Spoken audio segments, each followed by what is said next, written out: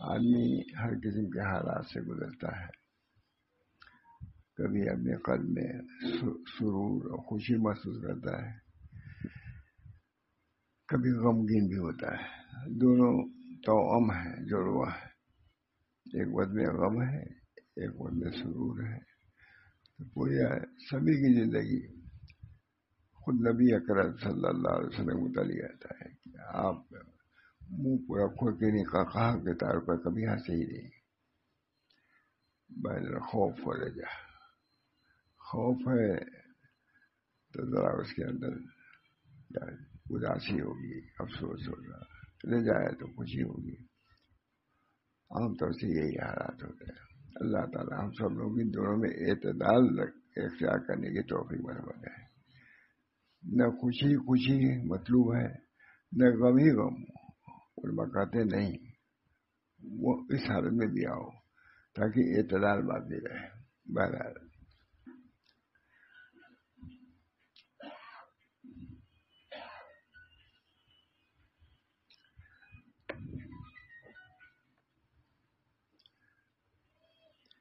فرماتے ہیں حضرت کے جو مضمون نکلا میں سنا دو.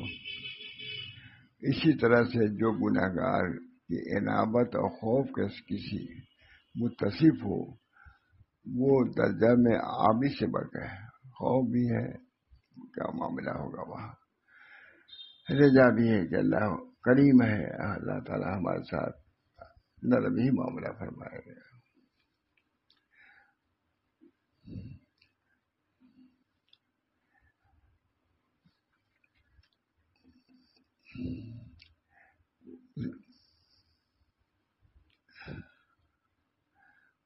آج ہماری ایمانی ترقی جو نہیں ہو رہی ہے تو اس لیے کہ ہم اپنے باطن سے غافل ہیں.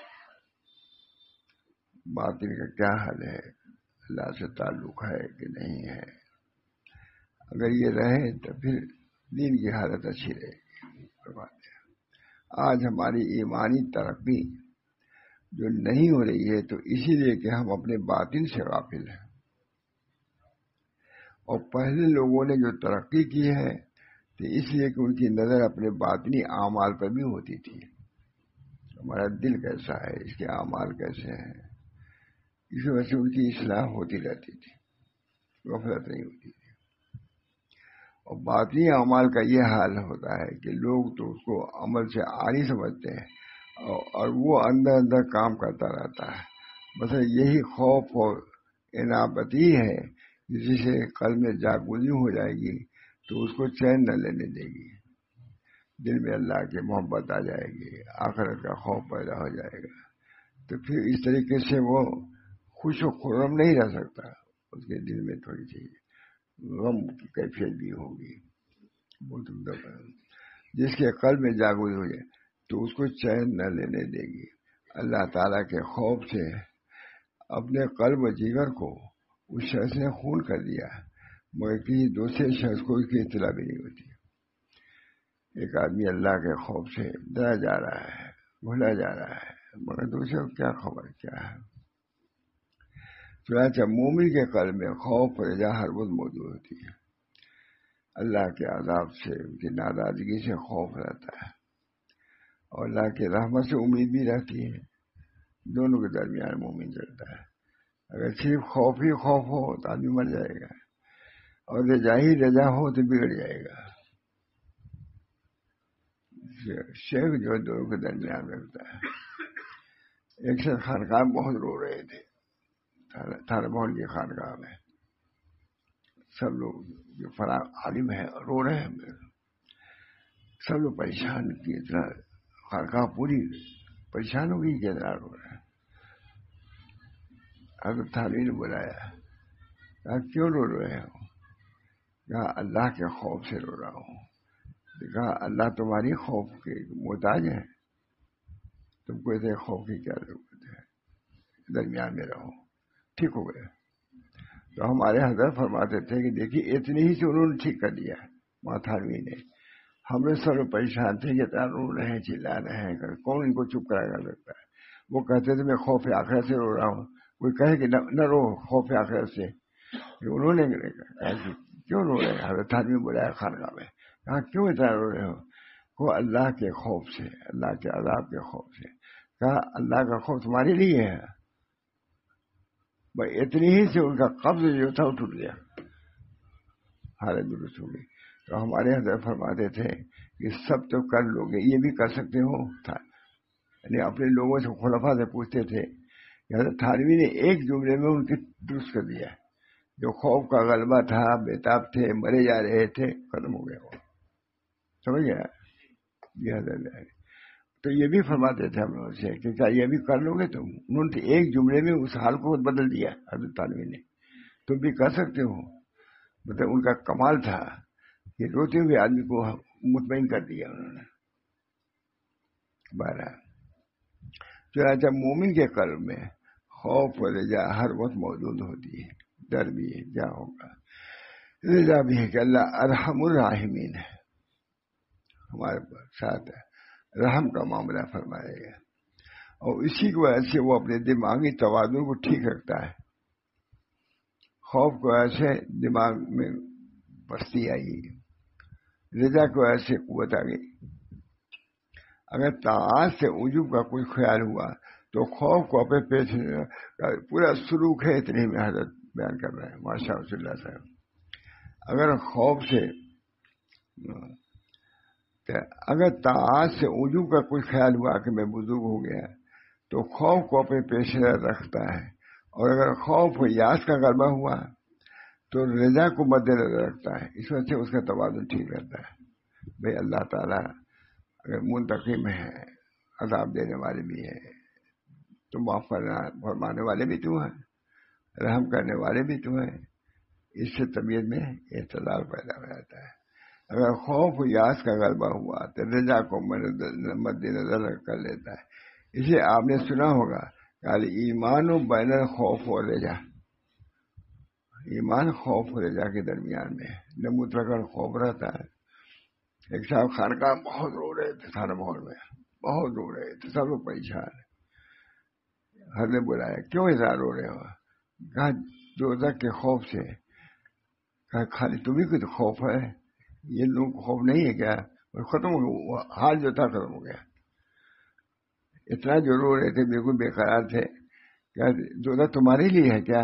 سب کے لیے ہے، سب لوگ جسے مطمئن ہے تم بھی مطمئن رہو۔ تو ہمارے حضرت کہتے تھے کہ ہر کسی کے اندر یہ حال، علماء ہے مشائخ ہے، لوگوں سے کہتے تھے، ایک لفظ میں ان کا حال جو تھا ختم کر دیا، جس کی وجہ سے بےتابی بے قراری تھی، سمجھ آپ۔ اسی لیے آپ نے سنا ہوگا کہ ایمان و بین الخوف اور رجا، یعنی ایمان نام ہی اس کا ہے کہ انسان امید و بیم خوف کے درمیان رہتا ہے، ڈر ہے۔ ہو سکتا ہے یہ ہم نے عمل کیا ہو، اس میں ریا کا دخل ہو گیا ہوگا، ختم ہو جائے گا۔ ان یسیر ریا شرک، حدیث ہے تھوڑی سی ریا بھی شرک ہے، ریائی شرک داخل ہو گیا۔ مطلب یہ کہ اللہ تعالیٰ کے وعیدوں کا اس کو خوف لگا ہو اور وعدے سے رضا قائم ہو، وعدے بھی اللہ تعالیٰ کے تو اسے امیدیں بنی ہوئی ہیں، اللہ کے خوف سے ڈرتا بھی ہے، کانپتا بھی ہے، روتا بھی ہے۔ اللہ تعالیٰ نے جنت کا وعدہ بھی کیا ہے اور دوزخ کا ذکر کر کے وعید بھی سنائی ہے۔ اس لیے مومن کا دونوں پر ایمان ہوتا ہے، خوف پر بھی اور رجا پر بھی۔ خوف کے آیات کو بھی پیش نظر رکھتا ہے اور امید کی آیات کو بھی پیش نظر رکھتا ہے، اس کی وجہ سے اعتدال پر رہتا ہے۔ اس کے قلب میں یہ دونوں صفتیں موجود ہوتی ہیں۔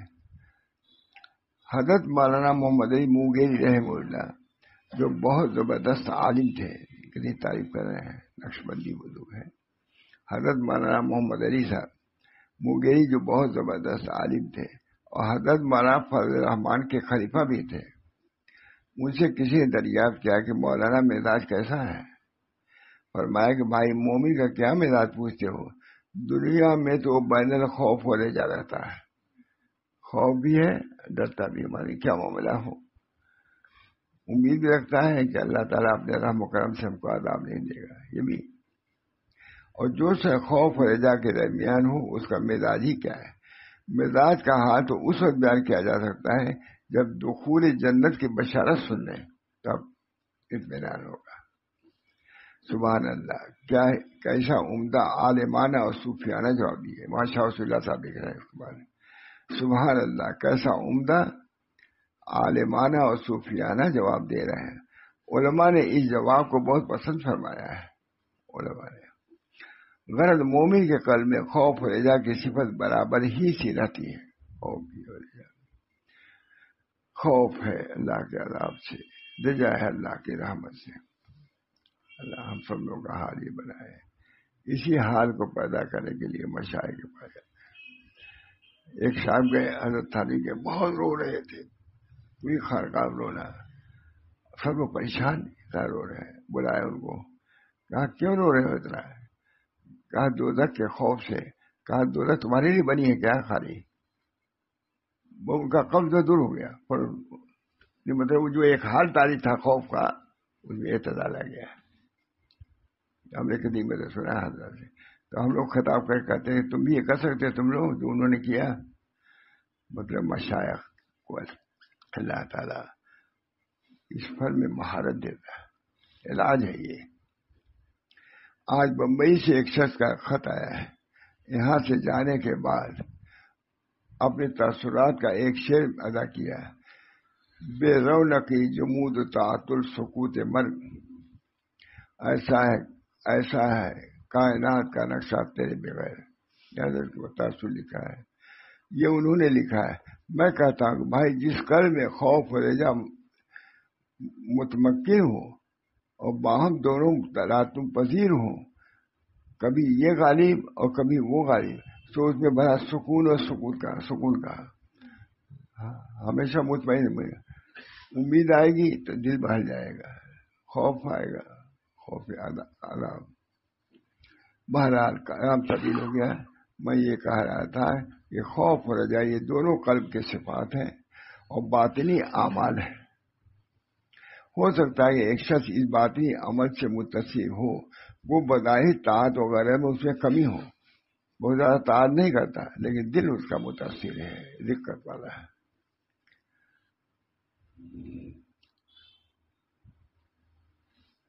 بہرحال کلام طویل ہو گیا، میں یہ کہہ رہا تھا خوف و رجا یہ دونوں قلب کے صفات ہیں اور باطنی اعمال ہیں۔ ہو سکتا ہے کہ ایک شخص اس باطنی عمل سے متصف ہو، وہ بظاہر طاعت وغیرہ میں کمی ہو یا معصیت میں کیوں نہ ہو، برخلاف اس کے کہ ایک شخص ایسا ہوتا ہے کہ ظاہری طاعت تو اس کے پاس بہت ہوتے ہیں، مگر باطنی اعمال سے وہ کوڑا ہوتا ہے، اس کے اندر کبر بھی ہے، ریا بھی ہے، بلکہ بجائے اس کے دوسرے باطنی رذائل بھی ہوتے ہیں۔ اچھا، جب ان دونوں کا مقابلہ ہو جاتا ہے تو یہ باطنی معصیت ہی ظاہری طاعت پر غالب آ جاتی ہے۔ اس وجہ سے اعتدال آ جائے شے کی خدمت میں رہنے سے، مطمئن نہ ہو۔ شیطان تو گھاٹ میں ہے ہی ہے کہ ان کو کسی راستے سے ہٹایا جائے، اور جیسا عابد نافع کا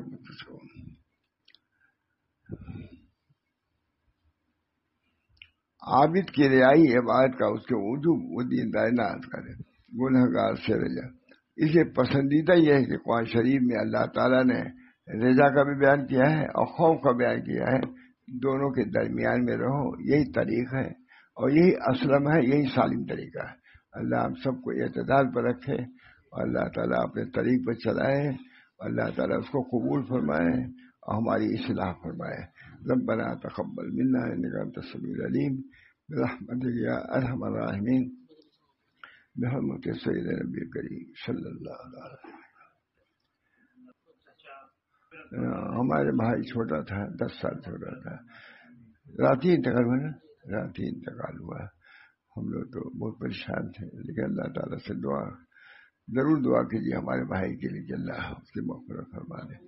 ماں کا بھی انتقال شروع میں ہو گیا تھا، گویا کہ ہمیں پرورش اس نے کیا تھا، اللہ تعالیٰ اس کی مغفرت فرمائے، ان کے بچوں کو صبر و سکون عطا فرمائے۔ انشاءاللہ جلدی میں جانے والے ہیں، اللہ تعالیٰ ان کو سے پہلے درست فرما دے، صبر دے دے، ان کے بچوں کو بھی صبر دے دے، جنت نصیب فرمائے، اپنی رضا سے متصف ہم سب کو اللہ اپنی رضا سے مالا مال فرمائے۔ ربنا تقبل منا انک انت السمیع العلیم برحمتک یا ارحم الراحمین۔ یا اللہ جو کوئی بیان کیا ہے اس کا ثواب ہمارے بھائی کو عطا فرمائیے، یہ اجر ثواب اس کا سے اللہ تعالیٰ اس کو خوش فرما دیجیے. ربنا تقبل منا انک انت السمیع العلیم برحمتک یا ارحم الراحمین، برحمت سید النبی کریم صلی اللہ